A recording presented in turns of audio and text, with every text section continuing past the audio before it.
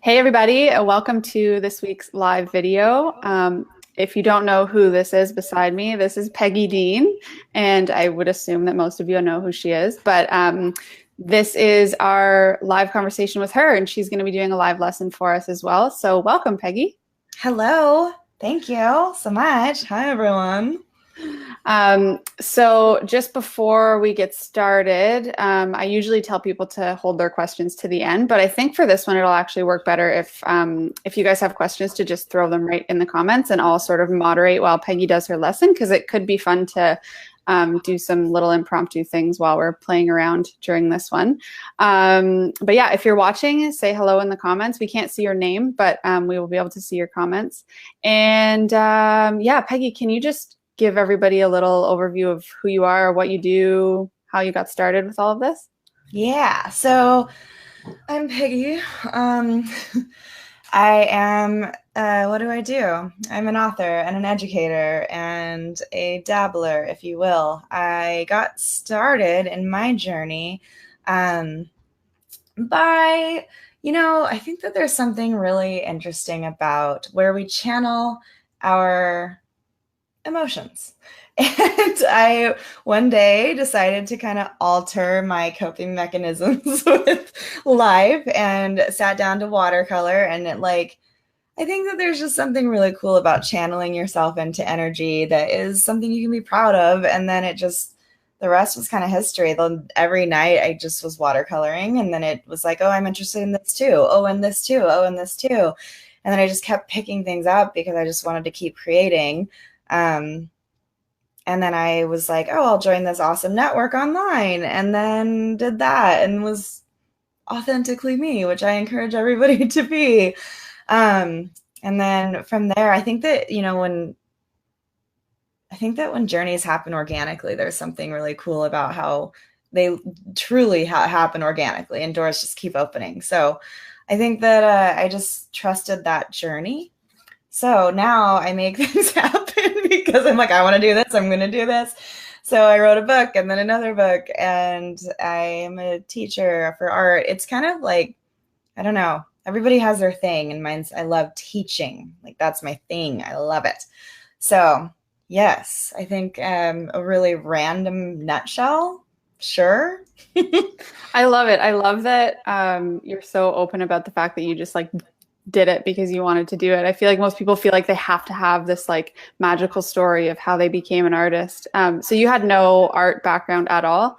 Actually, I know you Um, have an interesting background. So let's get into a bit of your background. okay. No, I mean, to say I have no art background is opposite of the truth. To say I have no traditional or, yeah, like traditional education art background would be correct. Because I've never gone to college. Okay, I did after I started, but I was just like, oh, anyway, it doesn't matter. Yeah, so I haven't had any. There's a word that I'm looking for, but let's go with traditional education for art. I've always been a major creative. Always, always, always. My mom, I blame for that. And it's the best thing ever that she made me do all the things. But yeah, I mean, I guess my interesting background, I can't do your typical 9 to 5. So for the last 10 years before I started doing this, I was a hairstylist and makeup artist. In that 10 years, for 8 of them, I was not 8 of them, probably 6 of them, but 8 years total, I was fire dancing, which was a job. I know that's weird. It's not, guys. If you visit Portland, you'll understand it's not a weird thing. It's a normal thing. It's like, what do you do? Oh, I breathe fire. Oh, what do you do? Oh, I suspend myself in the air with Pierce. I don't know. That grosses me out. But the point is, it seems a little off. But yeah, I kind of always do something that's a little bit bending the traditional standards of a box. But I think it's just that there are some people whose brains don't work very well when put into positions in which they have no say of creative or realistic expectations. And when I say realistic, everybody knows what I mean. Because somebody else's realistic is not yours. And you're like, but I have this really good idea, but I really know this is going to work. But when we are not given the opportunity to even explore what that is, then we get a little bit disgruntled. I love the movie Office Space. It's just such a gem of a movie, and it's so very true. Yes, I managed a barbershop for a while. That was fun. I get made fun of when I say that I was a cool boss. I was, though, and you got to find the line, and I found it, and it was really hard, but my goodness.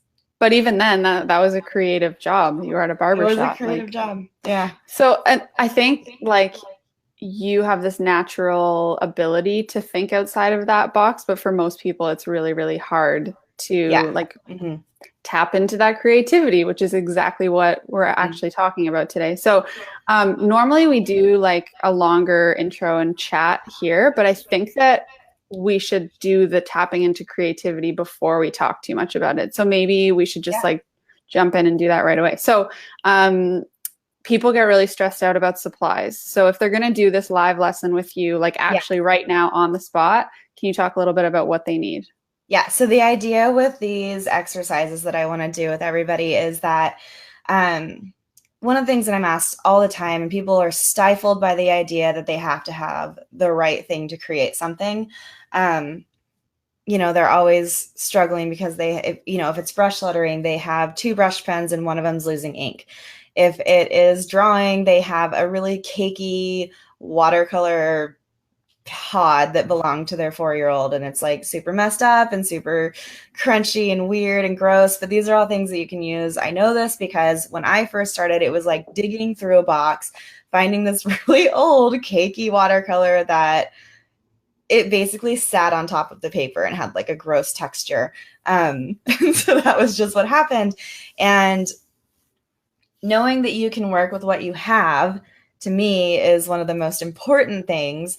And so these 3 exercises are like stupid simple, but the idea is that you are sitting at your office job that you hate because it's fine. And you want to just have a second to just check out for a moment and then go from there. So the first thing that we are going to do is just a 1-minute drawing challenge. And it sounds, I mean, it's exactly what it is. So I am going to take everybody on a ride. It's going to be fun. So you, just to clarify, like people could literally be using a ballpoint pen. Oh, yes, that was the point. So just a piece of paper and like anything to write with. Yeah. So basically, I mean, if it's a highlighter, if it is a pen, if it's a pencil, if it is, I totally went off base there, but yes, that's the point.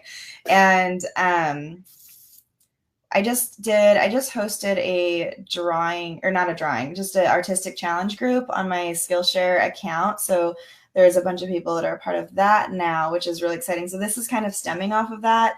As an example, the most recent was, it's just watercolor blobs on paper, letting it dry, and then interpreting those shapes with ink.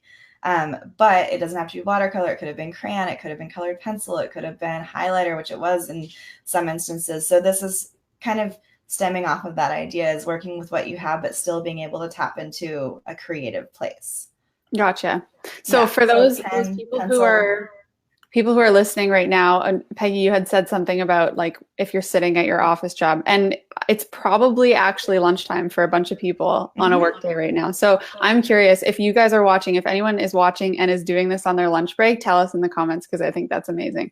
But yeah, I'll stop talking. I'm going to put the camera just on you and let you walk us through your lesson.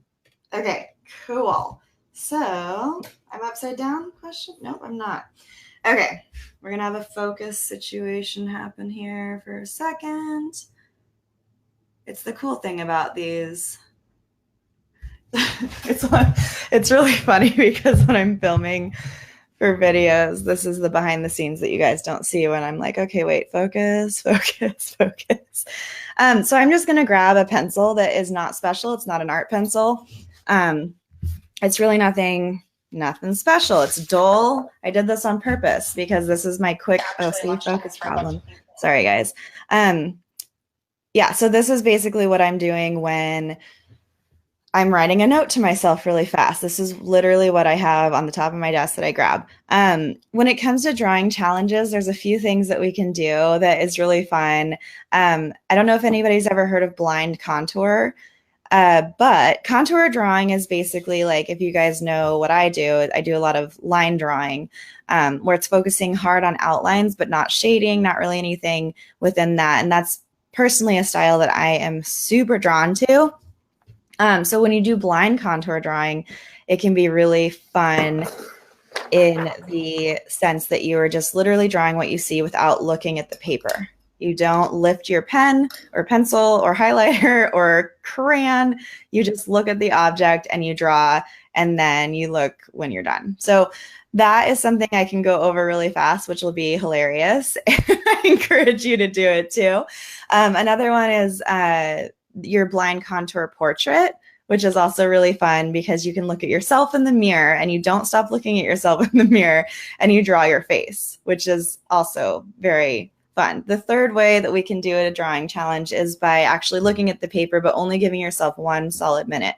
And then as soon as the minute's over, you're done. So the idea is to record as much as you can on the paper before you get to that point where you can adjust anything, and then you see what you've come up with. And 9 times out of 10, I'm not kidding you, when you do this side by side, where let's say you do a blind contour, you don't look, you create this thing, depending, I don't know, landscape, portrait, whatever you're drawing. But, and then when you do it again, but you're looking at the object, oftentimes you like your blind contour more because there's like personality and character and things that you might have not really noticed if you were just drawing it by looking at it, if that makes sense. So this can be anything at all. It doesn't matter. I have a mug sitting here. I have a cactus in front of me. I'm going to do the cactus because I think that the needles are going to turn out horribly.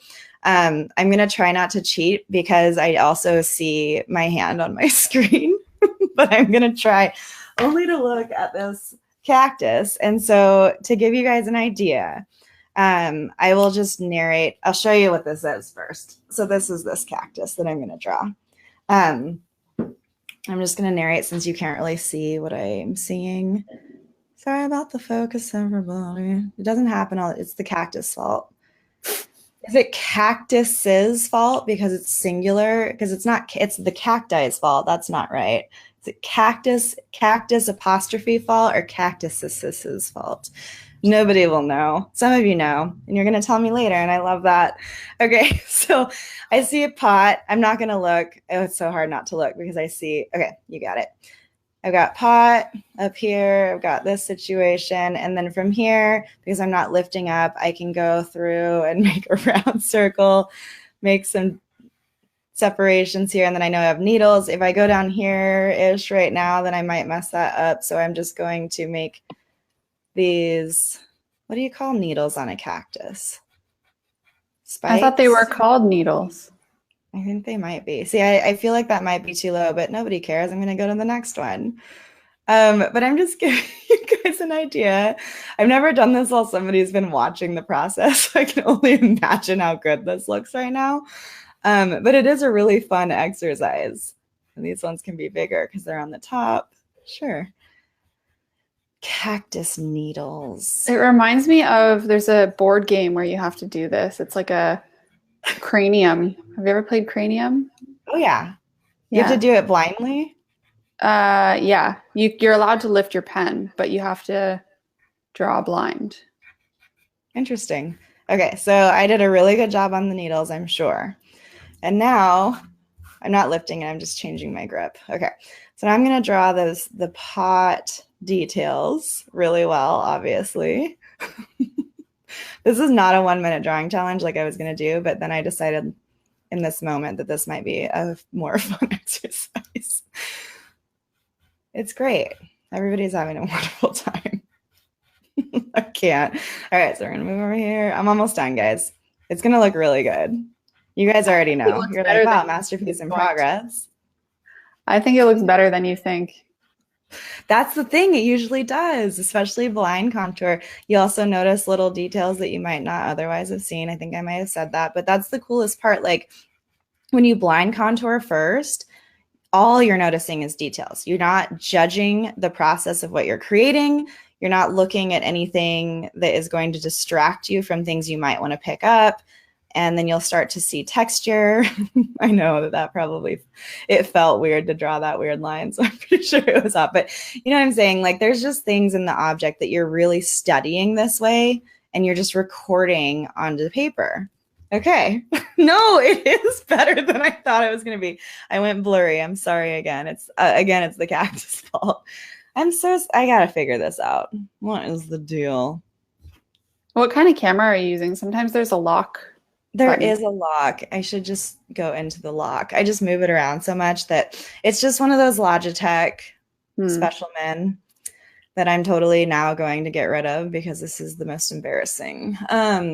Yeah, so I mean, I think that turned out pretty swell. And the thing about this is that, like, this is you kind of take away from the part where you might be feeling like, okay, this is really embarrassing. But then you look at these famous, I'm going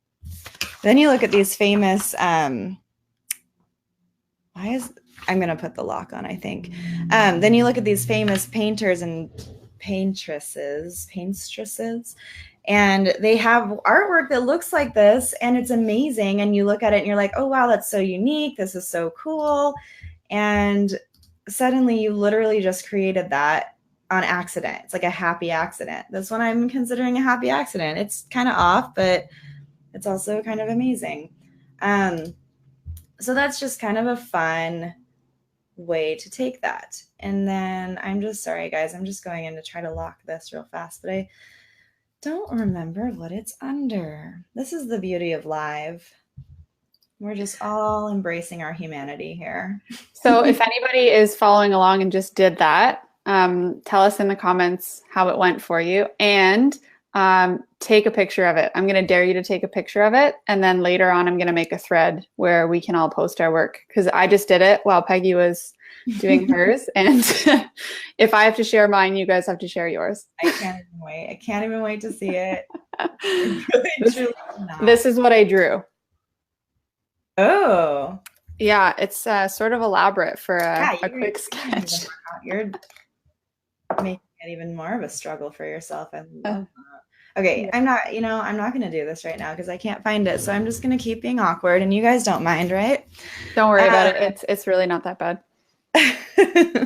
All right. So real quickly, I'm going to flip this over and I'm going to do a 1-minute drawing challenge, which is the same thing. I'm going to look at it, but it's basically recording what I'm seeing while looking really fast as quickly as I can. So, and when I say 1 minute, I mean, my clock just turned, so I'm going to go now, and I'm not using a time situation. So this is more of like a loose, like, it's not gesture drawing, but it's, loose sketching. So I'm just kind of taking what I see and trying to get it on paper as quickly as possible.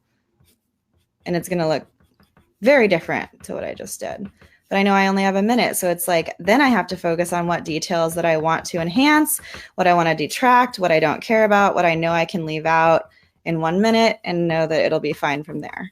And then I here am focusing on the fact that I know that these needle spikes are different lengths. I'm just getting them on paper. It looks a lot prettier when you use a pen, but like I said, you don't need much to get going. Okay, and then sides, round this out a little bit more. It's still 9:20 my time, so we're doing 9:21. That's all I could do. Okay, so I got the main idea there. You can tell what it is, sort of ish, and it looks very different from this. The pressure is different. I went a lot lighter because I knew that I had to kind of go in a sketch form to be able to shape it as I go, whereas had I done something like this, it would have been harder to form and then would have been a hot mess. Whereas if you do a 1 minute thing, let's say you are somewhere, you see something that you love and you want to put it on paper, you can sketch it and then fine tune things later. So these are just 2 ways to kind of open up creativity with limited amount of time, limited amount of resources, but something that will exercise your creative, you get it? Yeah. Creative blank word I'm looking for. Cool. Next. One of the funnest things, everybody, is when you're done with something to go ahead and pick up your paper and just throw it right on the ground. It's true. It's so fun. I'm just doing a focus again. You guys get to look at this holographic pencil. I can't tell you. You know, when something's embarrassing, you just embrace it. Okay, so this next sitch, unless Becca wants to say something. Peggy, I just want to show you I get chatty. that I have the notebook that matches your holographic pencil. Yes. It says my, I don't know if you can see this, my holographic notebook. That's so good. So good. I love it. It's so stupid and so good. Okay, carry on. I need that in my life. Okay. Thank you for sharing that. It makes me really happy. Okay, so the next thing that we're going to do is similar in that it is a stretch of what we would normally kind of embrace. I have a feeling left to right. Yeah, I am for some reason backwards. This has literally never happened. Am I backwards to you guys if I say test? Nope, it's good. Okay. It's just this program that makes me look backwards to myself. Don't know why, but that makes me happy, but I'm not. Okay, because we might go into letters, and by might I mean we will. So anytime that I do this, just ignore it and look at the pretty. We are going to do a challenge. What is the deal? Left-handed or upside down or both. We're going to do both because I'm moving right along and it's fun. So if you have a favorite phrase or a favorite word, people do. Mine is serendipity. It's a beautiful word. It also means something really magical. Look it up if you don't know. And you can do something with the opposite hand or upside down to challenge your skill set. Also, I think that doing things like this, it's also using a different part of your brain, but it could make you look at your work in a different way than you would have before. So I'm going to do, catching yourself at the very last minute, trying to find out what word or phrase you should do. I usually ask, I survey, but I don't know if it's going to come fast enough. Words or phrases, anybody? 2 to 3 words only while I focus. There. Okay, so I'll just go with, see what's happening. I'm going to go with the word cactus just because it's in front of me. This is a cactus theme today. You're welcome. I'm going to start with my right hand, which is my dominant hand. So I'm going to go upside down and I'm going to do cactus. And I'm going to do this in a form that I would with lettering. Becca's got some great drills as far as brush pens. She's got alphabets, things like that for letter form. So I'm not going to go too much over letter form because those are resources that you can find elsewhere. But I am going to use my lettering style in doing upside down words and then left-handed words. Peggy, someone wants you to write live, love, laugh. Oh my gosh, I'm not even kidding you. That was the phrase. I'm like, if I do a phrase, should I do live, love, laugh again? Because I feel like that's always what I resort to. Or someone else just said happy ever crafters. Oh, perfect. Both of those are perfect. I'll go with, how about I'll do both? I'll do happy ever crafters for this. And then the third exercise, I will go into live, love, laugh. That'll be perfect. Cool. Thank you guys. Fine. No more cactus theme for you. Happy ever crafters. That's going to be long and it's going to be great. Okay. So upside down, I have to give myself, when you're lettering, you think about how much room you have. Again, I only have a pencil because you don't need much. You can use a brush pen and I can show you what that looks like quickly when we're done with this. But right now I'm thinking about my letter form and I'm kind of just focusing on flipping my brain and doing everything that I would normally do, but totally the opposite. So I will just go into it. So I know that I start my H's like this and up. Oh, this is weird, right? Are you guys should do it. You should practice one. And then I know that I do a bounce-ish. Okay, and then you think about your P, like usually I go, my P would look like this to me, but that would be wrong. So then it has to come in this way. So these are I'm just kind of narrating this so that you know the way that I'm thinking through it. I'm doing it while you do it, and this is really hard. Right? Yeah. Happy. Yeah, it's going to look real bad, everybody. I'm going to stay on the same line for right now. It's real bad, but it's fun. It's just a fun challenge. That's going to look real bad too. I just see it from upside down. This is not a good day for. But like sometimes we're feeling stuck and sometimes we're not liking what we're creating, or it's just like, you hit a rut and you're like, this is not working the way I want it to be working. This is a great time. But the thing is, during those times, a lot of them anyway, you run into these snags where it's like, okay, well, I'm hating everything, but I don't want to stop creating. Like, this is the time I have. I want to keep going, but I hate this. I've hit a dead end. This is a good break because you're still doing something creative.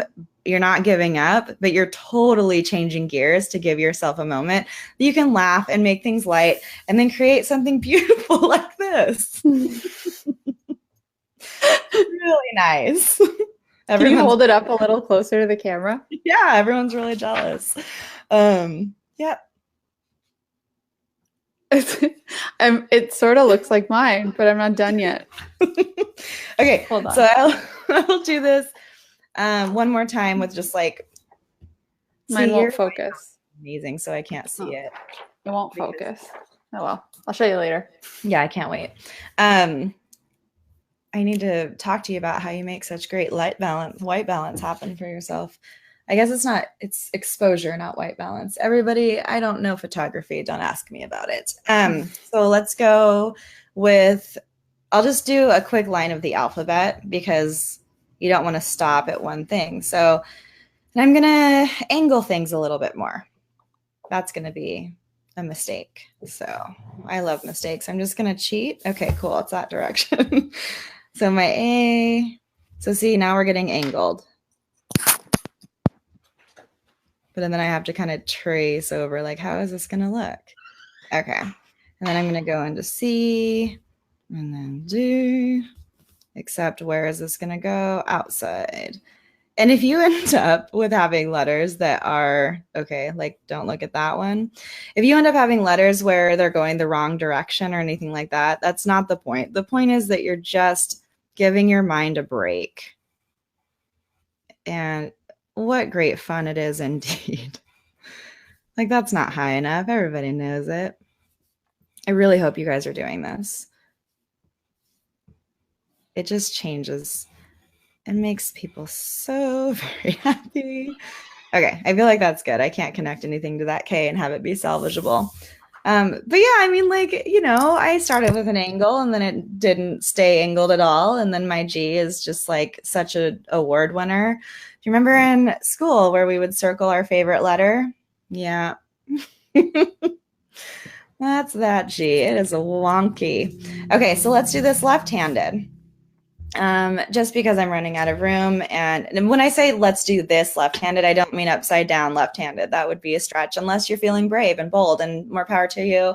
I can't wait to see it. And just make sure that you tell me that you do it with your non-dominant hand and upside down.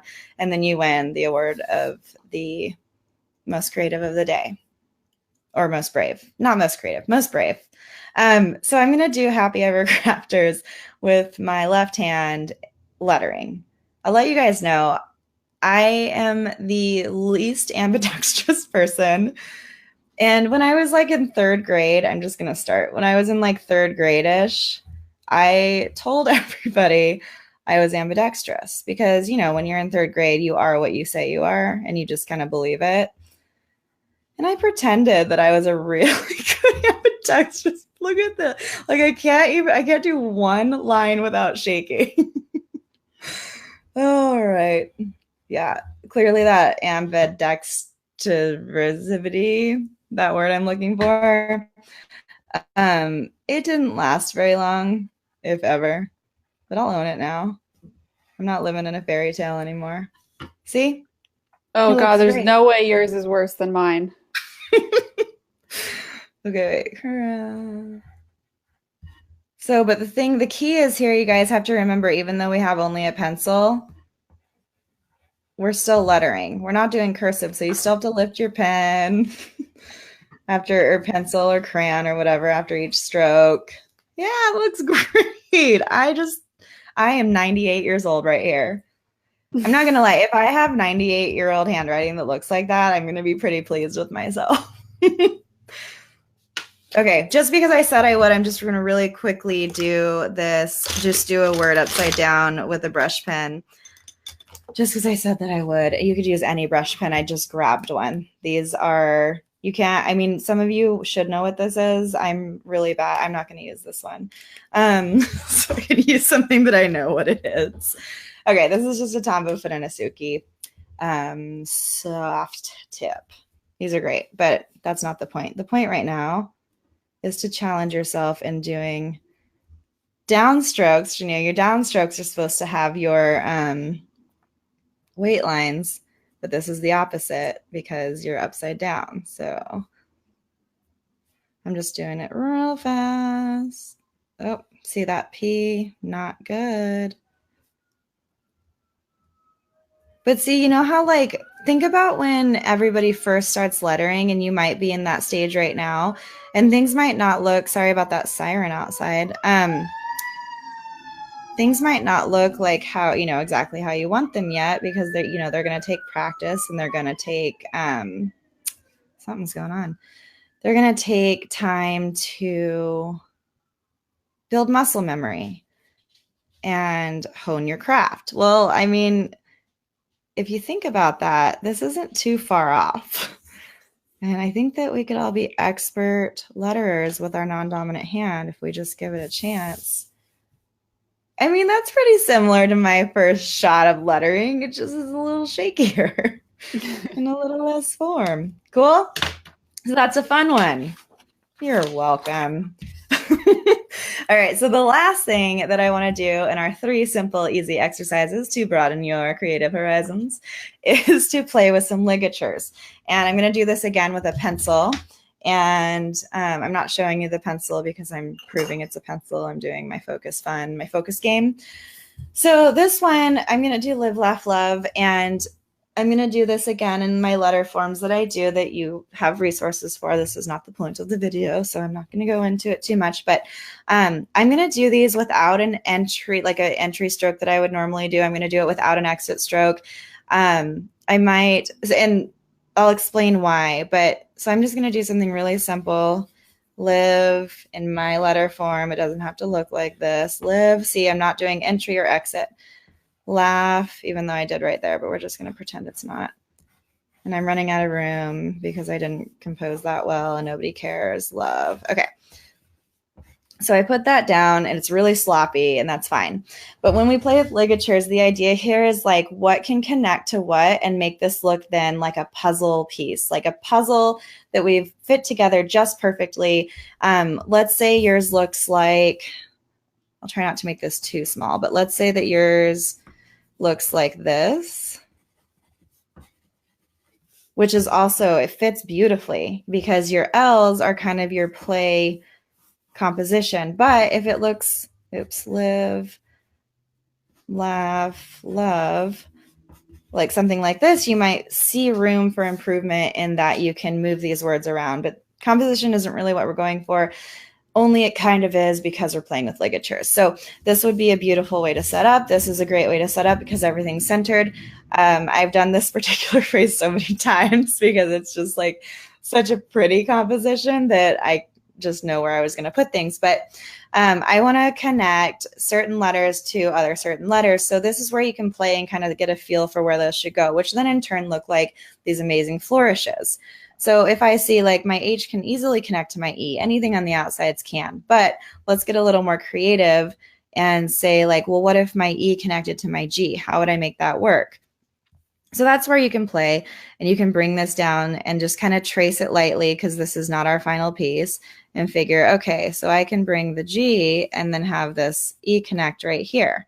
I might like that. I might not. I'm not a big fan of these big bubbles, but this is just an idea. Okay, that's option A. You could do something where you are connecting.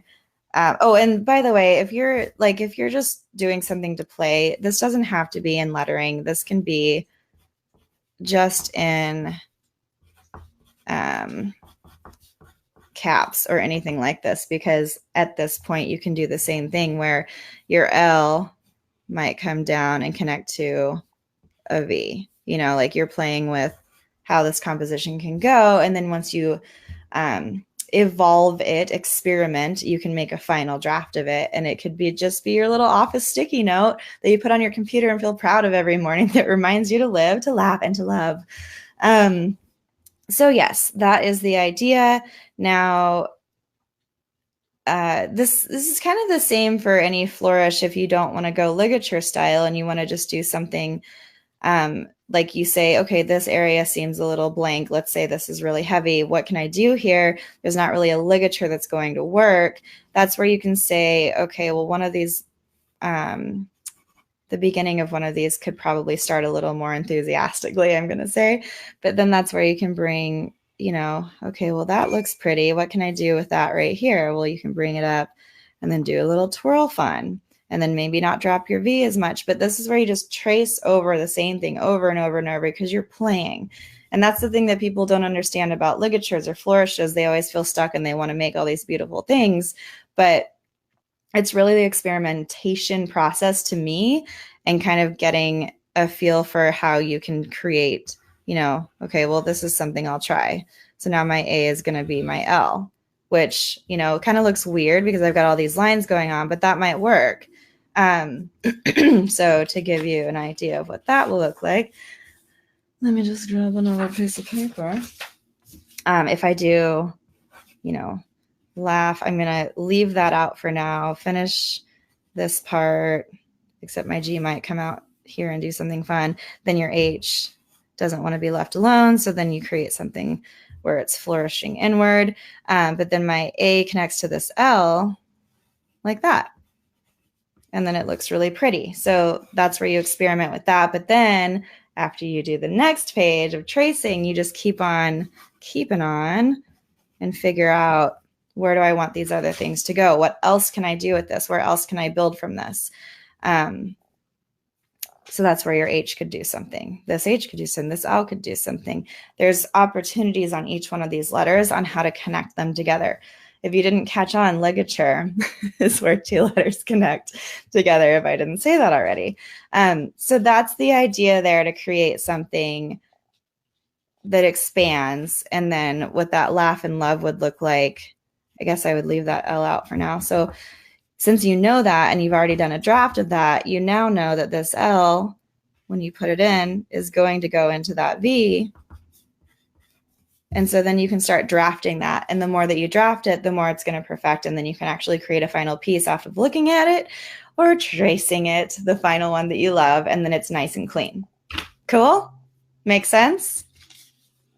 These are not final finished products, guys. These are seriously just exercises to give you an idea of where you can take being in the moment with little limited resources, which will expand the way that you think about things. Awesome. Love it. Yes. So you can put your face back on if you want to. Like, should I? Okay, so just to go over them again, it was draw without lifting your pen and without looking at your paper. Yes. Draw quickly in 1 minute. Yes. And then we have left-handed challenge. Yes, left-handed. I guess this was made way more than 3. It was like 3 with parts in them. And 3 with A, B, and C. Yeah. And then upside down. And then playing with ligatures and how you can puzzle piece words together. Right. Okay, so I am going to challenge everybody who's watching this to do it, and I will make a thread in here after to post your work, because I think it'll be really fun. And also just like kind of freeing for people. Like I would never just sit down and do stuff like that unless someone told me to, but I think it's definitely a really good exercise to do. Sorry, I have a cat like really attacking my lap. A brand new kitty. Oh man. He's cute, but he's a little psycho. Yeah, so you know what? Like I wanted to ask you that while you were doing that, do you have any, like, aside from doing these kind of little challenges, like you put out a lot of stuff and you are like super prolific. I think that's the right word. but like you must get into creative ruts at some point, or just like not really have any like brand new ideas and feel like you're stuck. So is that what the kind of stuff you would do? Or do you have other, like, even if it's non-art related, like ways Mhm. you relax or ways you do things? Like what, I just want to talk a little bit about creative ruts in general and like how to Mhm. get past them. Yeah, so I mean, this is definitely something to do. The problem a lot of times is that people can't think of these exercises. Um, I, because I just launched a group that focuses on this specifically with prompts, it made me and forced me have to like to have to come up with prompts. And so, you know, it's hard because sometimes ideas just pool in and sometimes they don't. So, because I was challenged, I now have a long to-do list of all these random prompts, which is great for me, which is a great resource. But if you don't have resources and you don't have the internet to look up quick artistic challenge that's only going to take me 5 minutes during my lunch break, then, or maybe you're not at work, but you know, any creative rut and you're like, oftentimes this is what happens to all of us as we sit down and it's the time we've allotted time and we have that time. It's like, okay, I've got 2.5 hours. I could make the world spin right now, except I have no idea what to do. And then you end up just staring at a blank paper or looking at Pinterest for way too long, just like nothing is coming. I love swatching. I love swatching. If I'm painting, I just sit there and I choose 2 colors and I swatch them in different ways and then I let them bleed together and then it ends up I just have an idea like, oh, I could do this with these 2 colors and it just evolves. If I'm doing lettering, okay, my favorite thing to do with lettering, and this is still to this day, and it was my favorite way to practice and it's my favorite way to get pen to paper, because that's the key, is to get the pen on the paper and moving, because otherwise it won't happen. But it's name play. So, and I did this as a kid, like in the old version of bullet journaling, where it was just journaling and doodling and really poorly, just with regular handwriting when I was a kid. And it's just so fun for whatever reason, but it's to, you know, go through the alphabet and letter. I hate using letter as a verb, but I'm going to do it. Letter. It's not right to say right. It's not correct. You're not writing, you're drawing. But anyway, to letter the first name that comes to mind for that letter. So A, Abigail; B, Barbara; C, Christina; D, Deidre; E, Elizabeth. Like this is just what's happening. And to go down a list. And if they all end up like mine are for whatever reason to be female names, as you notice that, you can stick to a theme. And then you have another exercise right after that to do masculine names. Adam, Bob, Chris, Derek, Evan, Frank, you know, like, I don't know, there's something that's just fun. So those for me are easy, repetitive, can do all the time exercises to get pen to paper, because once pen gets to paper, you might have those random thoughts that just come in as you're creating it. And then suddenly you can't wait to finish your exercise because you have somewhere to go. I mean, where I say somewhere to go, I mean somewhere creative to go. I love that. And the one with the names, it makes me laugh because I went when I was traveling, I had a meetup and one of the girls, she's in this group, so she might see this, hear me say this. But she brought her Rhodia pad, and me being the like intrusive person I am, I was like, oh, can I see it? And I grabbed it and I started flipping through it. And she had taken that to the max. She had like a page of A names, a page of B names. And the best part, my favorite part, was on the B page. It was my name. It was like Becca Courtice, Becca Courtice. And she's like, I feel so creepy. And I was like, I love that. I love it so much. No, I love that too so much. But that's the thing. It's like, if you have something in your head, just put it on the paper. You know, like it's practice. And then like if you have someone's name like that, I know that it probably feels odd, but it's flattering. And second of all, like, you are channeling somebody who motivates you. in your art, which is rad because then you know that you have a resource, which is more than what a lot of people can say. So that's great because then it reminds you, oh yeah, I'm going to check out what's new and where I can go, because you also, Becca, put out so much and are very prolific, if that's the right word. But yeah, no, you do the same. And so that's really exciting. I love that. I love that story so much. I hope she sees this video and can laugh about it. Yeah. Yeah, so I have just someone said they have pages upon swear words. Oh my gosh. I mean, that's a way to do it. Colors. Whatever makes you put your pen to paper. Yeah, like let's say all that you have for whatever reason is you bought a set of Pentel Touch sign pens, which are the flexible tips, and all for whatever reason that you have left is like a navy and a purple. Grab the purple, letter all of the different versions of purple that you can think of: lilac, lavender, fuchsia, even though that's kind of pink, but you get it. Royal purple. I don't know a lot of purple words, but you can look that up because I bet you there's probably like 50. Another one I've seen and I've done is put on a TV show and just letter like words that they say, or letter the characters' names, or like literally anything. Yeah, because really at the end of the day, the biggest challenge is just starting. For sure. I agree. Yeah. Okay, so I told people to submit questions for you, and one of the ones that came up was, how do I find your prompt group? So the one you were talking about. Okay. Do you want to talk a little bit about how people can get access to that stuff? Totally. Yeah, so if it's actually really easy, it's probably easier to explain it this way than to give specific links, but I will mention a link first. If you are not a member of Skillshare, then in order to access groups, I wish I had I don't know if you have to be a premium member or not to access groups. I should know the answer to that, but I don't. So if you don't find groups on Skillshare, then this link will give you 2 months for free and have access to my classes, which are really good. But it's Skillshare.com/r/the-pigeon-letters. And that will take you directly to my page, which will give you 2 months for free. But the groups themselves, it's so simple. You just go to Skillshare, look at their groups, and it is the one that says artistic challenges to motivate your creative journey. It's like at the very, very top.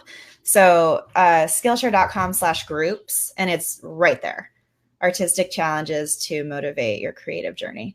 And those will come up every 2 weeks. They're not going to be this fast necessarily. There's usually a little more involved to give you, time to actually play and create something that you're proud of that you can share and experiment with. So that just launched. There's only been one challenge, and the next one will launch in 2 days. So that's going to be fun. Okay, cool. So I've got that link on the screen for anybody who wants it. What else is new in your world? Like what can we be seeing coming up from you sometime soon, if anything? Yeah, I actually just had my big moment. I can't. I have some books that I have written, and I self-published because I'm stubborn, but I finally went the traditional publishing route, which I'm very, very excited about at this moment. The distribution is finally free and they are everywhere books can be sold, but 2 of them just launched last week with Penguin Random House. So I will just show you since they're just so easily accessible right here. My botanical line drawing and ultimate brush lettering guide are now available everywhere, which is a huge moment in my life. So that's really, really, really, really, really, really exciting. And I might not sound as excited as my insides are bursting about it, but yeah, I think that that's my big to-do right now. Other than that, I just turned in a final manuscript for my 3rd book with them, which will be out spring 19, and it's going to be a big one. And in the meantime, I'm going to go hard with Skillshare because I don't know, guys, the summer really brings out the let's learn everything together in me. And I want to go to all the summits, and I want to go to all the conferences, and I want to do all the classes, and I just want to learn and play and all the things. So the groups will be fun. Sorry, I was I was reading something that Becca wrote in an email. I was like, wait, what? Not right now. I just need to close it. I am a distracted being. But yeah, so anyway, I just think that summer is a fun motivator, even though people, it's usually, New Year's resolution. But there's something about the happiness that the sun brings when you don't live in a climate that's always sunny. This is off topic. I can do this. I'm a conversationalist, even with myself. I'll stop. I Those can are relate. exciting things. I Thank can you. relate to the sunshine. I live in Canada, so I get Yeah. it's a little bit cold. Yeah. Yes. So just back to the books. Those Yeah. are the same. So they're the same books. They're just like Mhm. kind of rebranded and Yeah, so they've just gotten a complete facelift. It's the same content. The only additional content that's been added is the now, before this wasn't the case, but now on each page, the plant names are at the top, and they didn't used to be. They didn't used to be because I made some of these up. So I discovered something that looked like it could be that and then added some names. That's my secret. But yeah, so now the names are up there. Oh, and everything's in color, which is fun. But the content itself, they just look brush lettering looks very different on the inside. Content, same. Still a fun thing to have. If you have the originals, you just have some OGs. They're going to be vintage soon. They're going to be worth, apparently somebody told me $145, which is absolutely absurd, but cool. They're collectibles. What? Who told you that? I don't know. Somebody told me they were looking for it for the original, and then they found this like third-party seller, and it's $145. And I was like, I mean, if you really want an old version, I have some sitting in the garage. I can send you one. It was really funny. So it's very exciting. That's so funny. I know. Well, the only other question that we have left is someone asking how much the books are. Yeah, they are on Amazon. I think that they're a couple dollars off right now because they always kind of cut it somewhere, discount, but they're $19.99. You might find them on Amazon for like 17 something, but that's US prices. I don't know where you guys are at, but they are available on Book Depository. If you're not in I think it's like the Europe, Canada, United States region. Book Depository, if anybody doesn't know, you can get any book. They don't sponsor me, but I'm like, Book Depository. You can get any book for free shipping worldwide, anything. It's amazing. And they have really good prices. It's very strange. I don't know how they do it, but it's really cool. So good to know. Just something to put a little jot of a note down. Mm-hmm. Yep. Well, thanks so much, Peggy. Yes. That was awesome. I'm sure everybody is going to have fun looking at each other's drawings in this thread that I'm going to create. I'm so excited about hopefully that. People actually post in them. I will. Do it. But yeah, it was lovely talking to you. Any last words, any famous one-liner you want to say that I can highlight in the blog post later? I'm trying to steer away from humor right now. It can be humorous. I'll allow it. I'm going to say this because this is a quote that I am happy to say that I have a quote. It is true, but it's also it became a quote, but it's my business motto. Yeah. There's an art to art. Simple. Really just profound. Just really takes you there. Mic drop. Could mean so many different things. Oh my gosh. Oh my. Love it. Okay. Well, thanks again. And yeah, so if anybody wants to rewatch this video later, it'll be on YouTube. And the cat is still attacking me. Like this is I don't know if you hear mine, but mine's meowing outside the door, and I just think it's adorable. But you can probably hear mine. Kitten time. But yeah, so this will be available on YouTube as a replay, and there'll be a blog post all about it on my website too. So we'll be able to steer people here if they're in a creative rut. Yay. Thank you guys so much. Thank you. So yeah, I'll talk to you later. All righty. Bye. Bye.